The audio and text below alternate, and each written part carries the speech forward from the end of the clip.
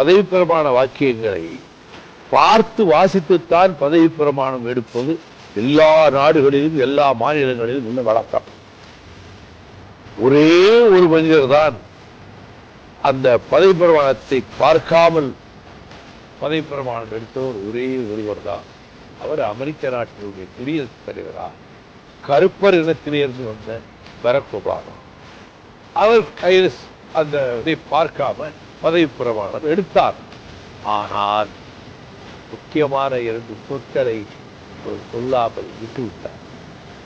அதனால் அந்த பதவி பிரமாணம் செல்லாதுன்னு மறுநாள் சுப்ரீம் கோர்ட் சீஃப் ஜஸ்டிஸ் வந்து சேம்பருக்குள்ள 2வது பதவி பிரமாணம் எடுத்தார். 18 நிமிட பேச்சால் அமெரிக்க நாட்டின் தலைவிதியவே மாற்றியவர்.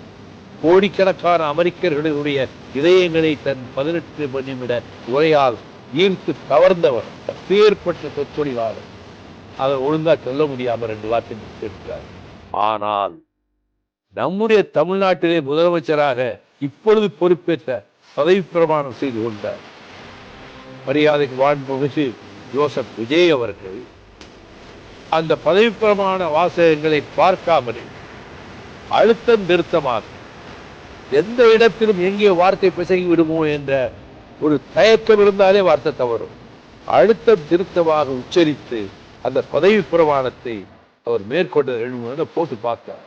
ரொம்ப ஆச்சரியமா இருந்தது. அவர்கிட்டே சொன்னேன், Barack Obama failed, but you have succeeded.